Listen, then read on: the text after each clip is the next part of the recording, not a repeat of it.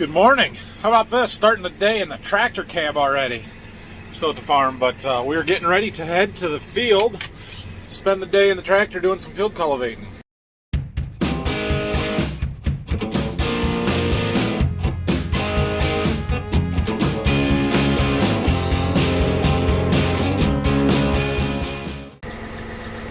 Phil is over there walking around the 8430 getting that ready to go do some disking, so he's going to keep that tractor moving today.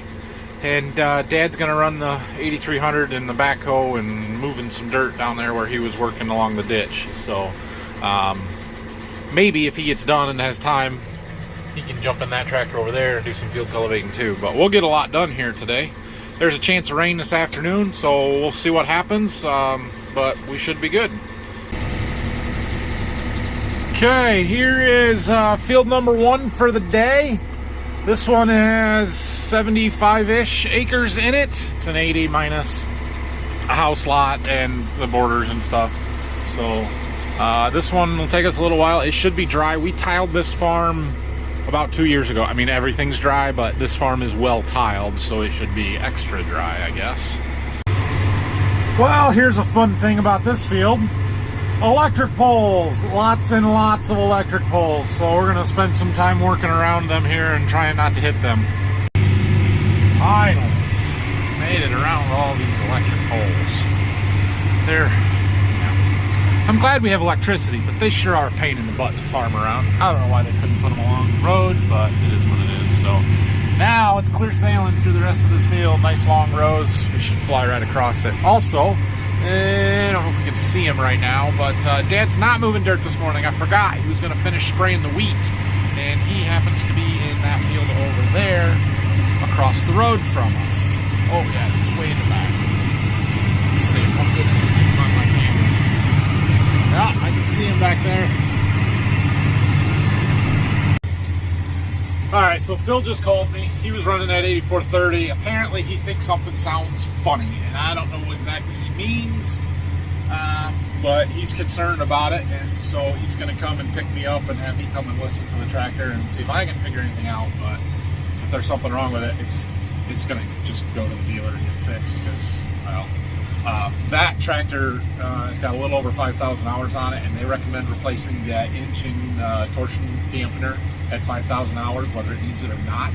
And given that we just had one fail on our 8335R last fall, we're probably going to get that done. So I've been talking to the dealer about getting it up there to do that anyway. So we'll just have them fix whatever's wrong with it. But I'll look at it and see if I can't figure anything out or hear anything. And we can switch with the 8R.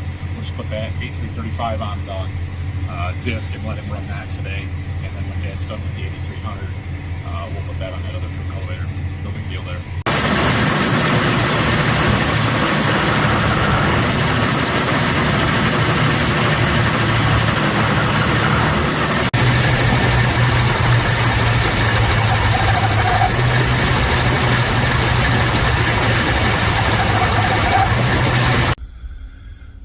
All right, well, we looked at that a little bit. That fan drive is surging. I don't know if you could hear it in that little video clip that I took there.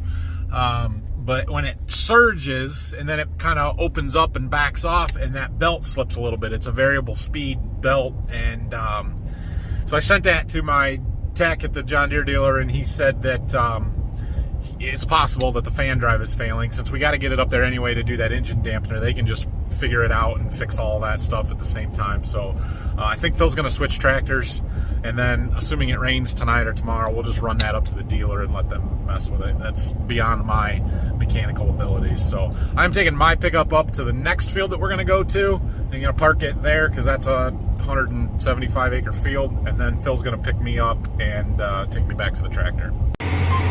Well, I am just finishing up some end rows in this field after I got back up here from Phil.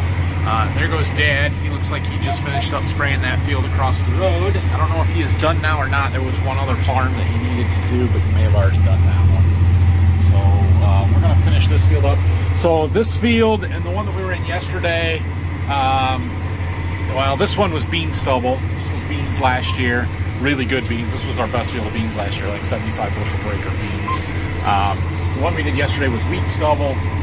And then the other field that I had done around the home farm was also bean stubble.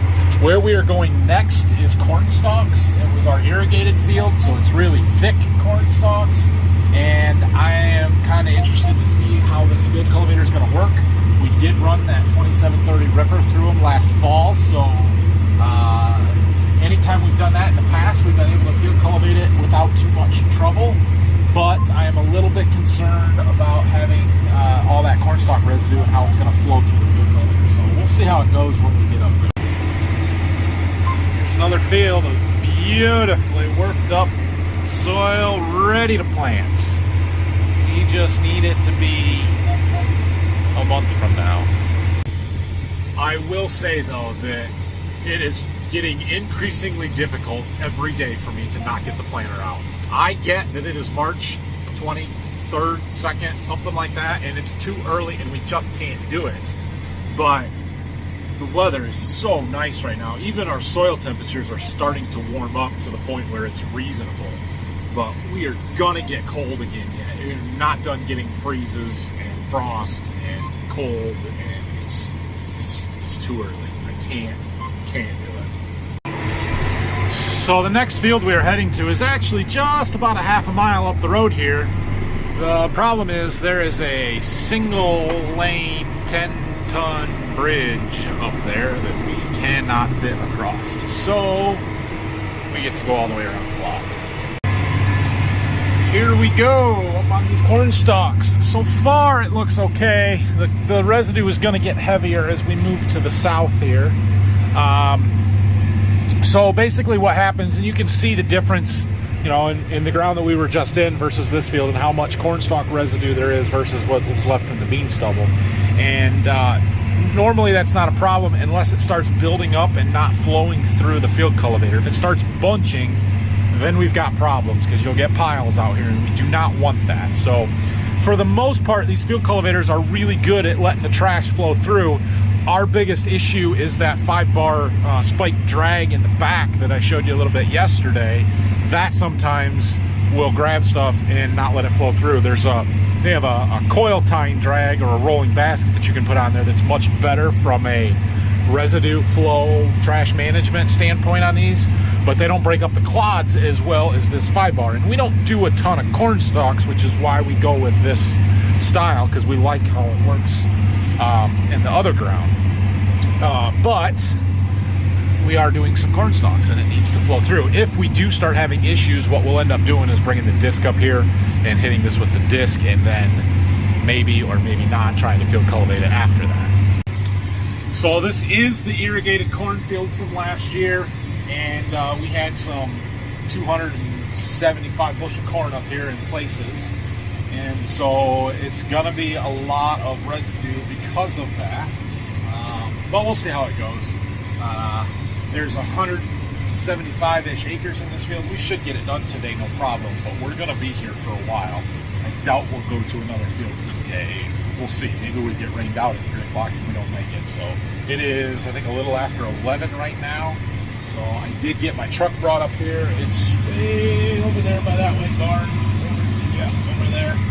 And so at some point here, I'll stop for lunch probably. And I'm also supposed to be getting some plot seed delivered today.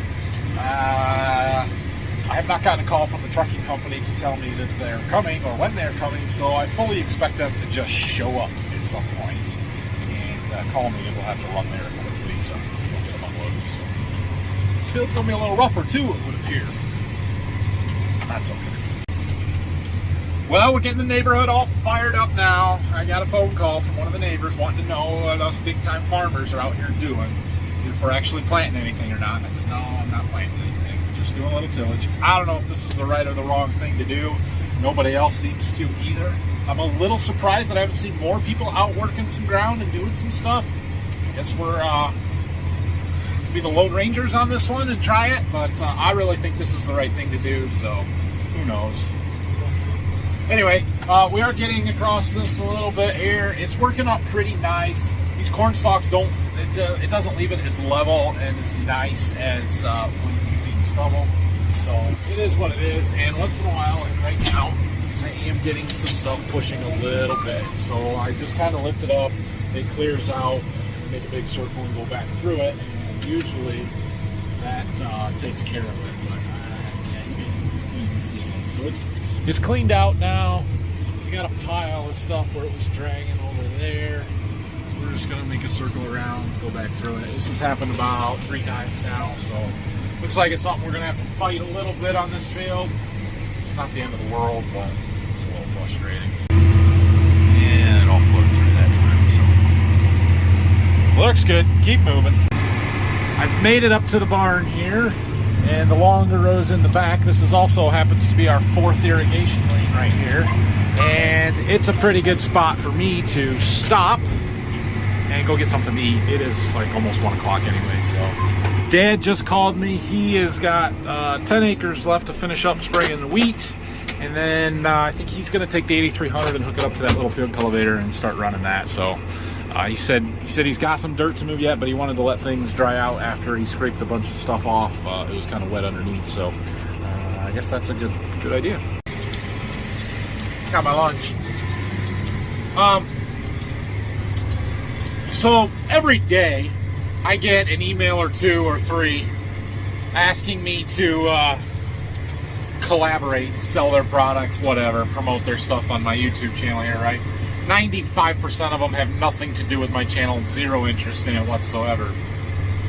I got one of those emails today, but this one had an offer in it that's almost too good to pass up. I mean, I'm just a little YouTuber, right? Like I don't make that much money off of this. So this gaming company has offered me if I will make a video and put their game in it and show you guys how awesome it is, apparently, they're gonna pay me $1,500 for every video that I post with it that gets at least 1,000 views.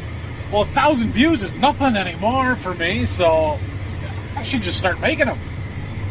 I'll spare you because you guys don't care, but I mean, $1,500? Really? Come on. You guys see this big hole in front of us here? Low spot? If you remember my irrigation videos from last spring, you'll remember there was a big drowned out spot right here, and this is where basically there was water all summer. Even when we were irrigating, it was super dry. Now, Dad filled in a lot of this with some dirt last fall after we took the corn off. Came up here and chiseled through it, but it is dry right now. Hopefully we fix this hole and we don't get any more water sitting here. We can keep farming straight through it because it's a pain to farm around. But looks good right now. We are kind of right in the heart of this field. This is some of the best ground out here because it's that little bit lighter, but it also holds the moisture in here. We're not up on the sand ridges that are on the edges of this field and stuff. And we were over there a little bit, but somewhere right in through here we had that corn growers contest entry where we pushed 273 bushel an acre out. And yeah, this is good ground. It's working up really well. Somewhere back over there I had a variety change in the corn, and since I hit that variety change I have not had any issues with the Cornstalks plug-in in the field cultivator. And I think it's because that hybrid on the far end of the field was a taller hybrid that had more stalk, and this one was a little bit shorter, and so there wasn't as much residue and it's flowing through better. And possibly it's all broken up into smaller pieces. Could have been more brittle when we harvested it, I don't know. But it's working better. That's what I'm trying to say. So I have no idea how many acres we have done. That's the one downside of running everything on this monitor, this AccuDepth with the command center screen, is it does not count acres. For whatever reason, I can't make the recording work on it. So it doesn't add up how many acres or make a coverage map of how far we have gone. But we're getting there. We've got to be, I don't know, we've got to be more than 80 acres done in here. Probably getting close to 100, 175, so I don't know. Yeah, I would say we're getting close to 100. We got to be over halfway. All right, we are moving right across this field, and I say that as it is 5 o'clock and I've been in it for 6 hours now. But you guys see that white post right there? Well, that's the corner. We don't farm the one in front of that, so all we have left to do is basically from here to the river, and it's a short triangular rows. There's about 20-ish, a little under 20 acres in this triangle. So out of our 175-ish acre field, that means we are almost done. Hopefully within an hour here we'll be wrapping this one up. We've almost made it. I'm into the super short rows now. Basically all we've got left is some end rows here. And yeah, right over there where that wood is setting up against that tree. That's our bridge that we had pipe over. That's where we set our pump right in there. And so, yeah, made it. Let's see, pass number 83.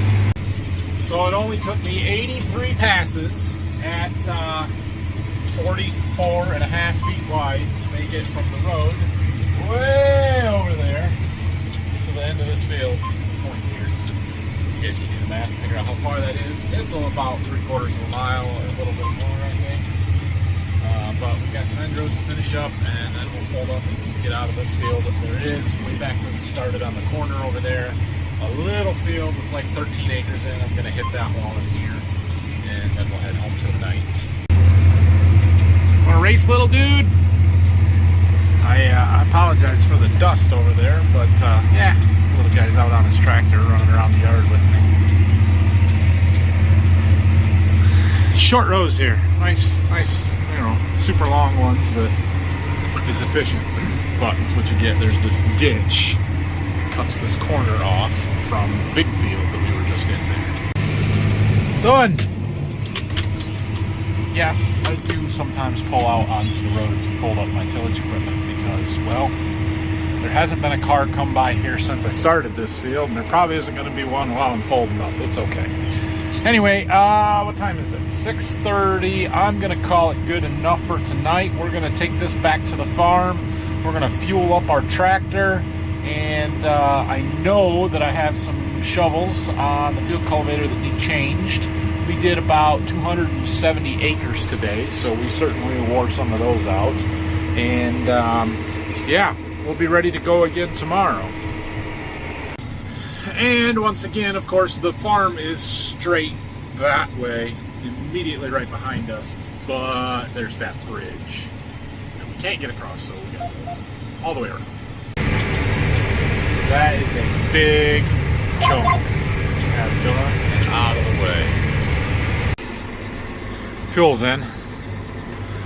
We're just gonna pull her up here out of the way in the fuel tank, so if Phil brings the other tractor back and he wants to fill it up, he can. And we'll unfold it and change some shovels, I suppose. Well, looking across here, there's not a ton that need to be changed, but there are some. There's two on that outside here. I'm gonna go ahead and change this one. It probably would be okay for another day. That one up there is pretty small. I'm sure there's some on the other side, but I got to get some more shovels. We'll probably change that one, maybe the one next to it. And yeah, so this one right here is one that we put on this yesterday, so that one's got 1 day's use out of it. And it's worn the sharp edges off, but it's got lots of life. Kind of feels like it might rain. That would not be a bad thing. So I've got a couple comments on the last couple of videos since we've been talking about how dry it is here, about a drought, or how, you know, it's not a good thing that things are dry. And well, there's two sides to this. So it is extremely rare that we are this dry this early. Like, I don't ever remember it happening. The last time it was close to like this was 2012, but we weren't this dry this early. So 2012 was a bad year for those of you that don't know. It was a nationwide drought. Crop yields were terrible. We had really high grain prices though. But here's the thing, in our area, in the eastern corn belt here, for the most part, we don't worry about being too dry in the spring. Most years, it's all we can do to get dried out enough to be in the fields in the spring when we need to be. You know, last year we had a good window the first week of May where we were able to get everything planted, and then we got 5.5 inches of rain and had to redo it all. 2019, we didn't do anything. We did not touch a field until June 4th. And even then it was too wet. We did it because it was June 4th. We had to go and we could get across the fields without getting stuck. So I am still more concerned about it becoming wet and us not being able to get in the fields when it's time to plant than I am about it becoming overly dry and stuff not growing or us having a severe drought. And that's why I'm moving ahead with this tillage stuff so hard right now, because I don't know that we're going to have a window to do it later. It is entirely possible that it starts raining and we don't have this good of ground conditions again for the rest of the spring, or that we can't get in the fields at all until Memorial Day. So I'm going to take advantage of it while we've got it, because historically we don't get this opportunity, and you get one shot to get stuff planted. You don't get two most of the time. And so I hope this isn't our one shot to get it planted, because I don't really want to plant it in March. But I feel like we got to take advantage of it, and it's not going to hurt anything. So what do I got to lose, right? What's this? Oh, I've been looking for that. Belt buckle? Elevator chain. That's what it is. So you can see here's our new ones versus one of the ones I took off, and how much of a difference there is in length and thickness. Yeah, they wear. All right, I'm just folding them back up here. I think I changed, I don't know, maybe 15 shovels, something like that. So tomorrow we're gonna do it again if it doesn't rain tonight. I don't know, it feels like rain, but I don't know if it's gonna rain or not. The trend has been not, so we'll see. Dad took the 8300 and the little field cultivator down to Berkey today, so if he wants me to, I'm gonna go down there and run that, and hopefully somebody else will run this one up here. Whatever, we'll see. And we can maybe keep that disc moving. That would be good. I don't know. Like I said, I think we're doing the right thing, so we're going to keep doing it. Also, it appears that the digger versus cultivator debate is still alive and well. For those of you on the digger bandwagon, I just want to say, what happens when you go to John Deere's website and type in digger? I bet you don't come up with much. Now, if you type in field cultivator, you're going to get a tool that looks like that one. Just saying. Although somebody did bring up another good point. Neither is to be confused with a cultivator, which is an entirely different tool. Well, kind of different, but it's made for weeding between the rows. This is made for taking out the whole field. That's why it's called a field cultivator and not a row cultivator. Anyway, thanks for watching, guys. I hope you enjoyed it. Like, subscribe, questions, and comments. See you tomorrow. Now if I can just find my truck. All right, here it is.